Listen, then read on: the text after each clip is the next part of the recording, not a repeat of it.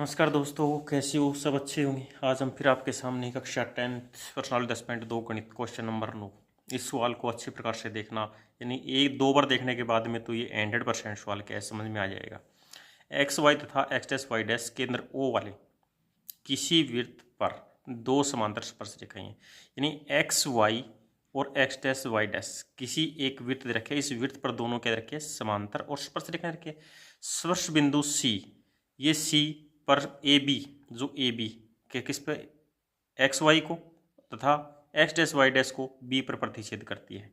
यानी इस A B को ए में, एक्स वाई को ए पर और एक्स डैश वाई को बी पर प्रतिच्छेद काट रही है। सिद्ध करना है भी कोण ए ओ बी, यानी कोण ए ओ बी, ये जो कोण है पूरा कोण, ये हमें निकालना कितने डिग्री का है? 90 डिग्री का सिद्ध करना है।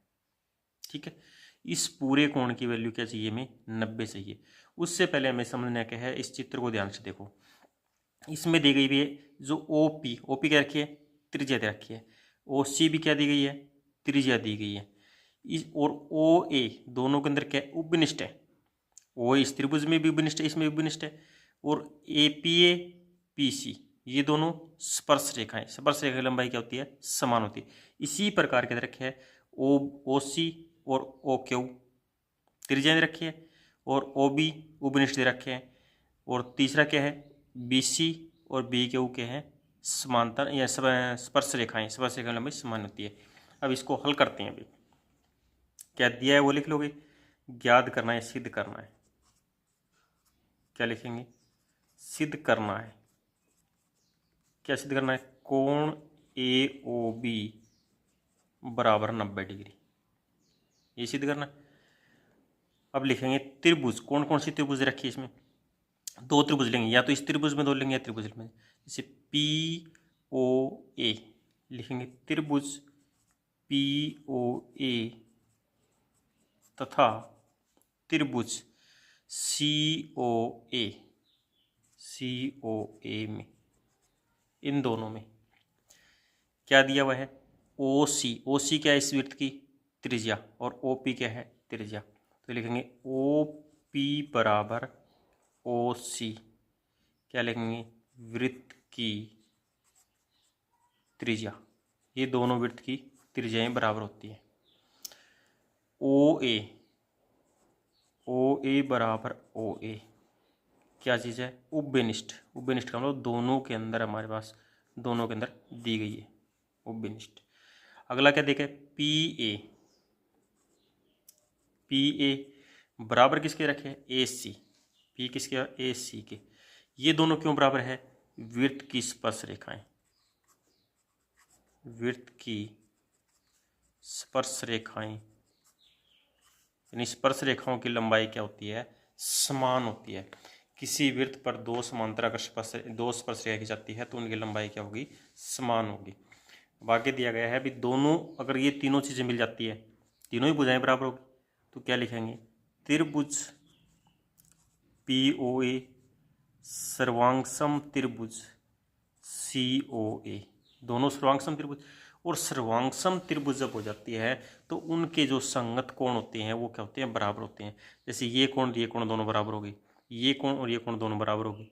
अब ये जो भाग है और ये भाग, ये दोनों कोण, यानी इस त्रिभुज का ये नंबर 1 है, ये नंबर 2 ले रखी त्रिभुज, इन दोनों त्रिभुज के है सर्वांगसम है। इसको लिख दिया कोण 1, इसको लिख दिया 2। तो इसका मतलब क्या होगा? कोण 1 बराबर कोण 2, यानी 1 और 2 क्या हो गया? बराबर सिद्ध हो गया। ठीक है, इसी प्रकार आगे क्या लिखेंगे हम? इसी प्रकार का मतलब जो पहले किया गया है उसी प्रकार हम त्रिभुज ले रहे हैं। त्रिभुज कौन सी त्रिभुज? जैसे बी ओ क्यू तथा त्रिभुज बी ओ सी में क्या लिख सकते हैं? बी ओ सी और ओ क्यू त्रिज्याएं लिखेंगे। ओ सी बराबर ओ क्यू त्रिज्याएं। अगला का नियम क्या है? ओ बी और ओ बी इस त्रिभुज में भी है और ओ बी इस त्रिभुज, इन दोनों त्रिभुज में ओ बी है, तो क्या लिखेंगे, सांज उबेनिस्ट, उबेनिस्ट होगी। ठीक है, आगे क्या है, आगे इसको यहाँ हल कर रहे हैं। तीसरा नियम क्या रखे हैं, ओ बी क्यू बराबर किसके, बी सी के। बी क्यू बी सी वृत्त की स्पर्श रेखा की लंबाई क्या होती है, समान होती है। तो त्रिभुज क्या हो जाएगी, त्रिभुज P O B O Q सर्वांग त्रिभुज बी ओ सी, सर्वांग त्रिभुज के संगत कोण क्या हो जाएंगे, बराबर हो जाएंगे। ये 3 और 4, इसमें कोण क्या हो जाएगा, कोण 3 बराबर कोण 4। अब हमने क्या है 1 2 किसके बराबर कर दिया, 3 और 4 बराबर सिद्ध कर दिया। अब हमें पता है भी ये जो कोण होता है एक सरल रेखा होगी, सरल रेखा में बना कोण कितने होता है, 180 डिग्री का होता है। यानी कोण 1 कोण 2 कोण 3 और कोण 4, ये चारों कोण जोड़ने पर किसे क्या जाते हैं, 180 डिग्री। क्या लिख देंगे, कोण 1 प्लस कोण 2 प्लस कोण 3 प्लस कोण 4 बराबर 180। क्या लिखेंगे, सरल रेखा में बने कोण 180। अब 1 की तो हमें वैल्यू चाहिए नहीं, हमें चाहिए 2 और 3। तो 1 को क्या बना सकते हैं हम, 2 लिख सकते हैं। तो इसको लिख दिया कोण 2 प्लस कोण 2 प्लस कोण 3 4, 4 को क्या लिख सकते हैं हम, 3 लिख सकते हैं, क्योंकि 3 और 4 बराबर है। तो कोण 3 बराबर है 180। अब 2 बार क्या गया, 2 कोण 2 2 कोण 2 प्लस 2 कोण 3 बराबर है 180।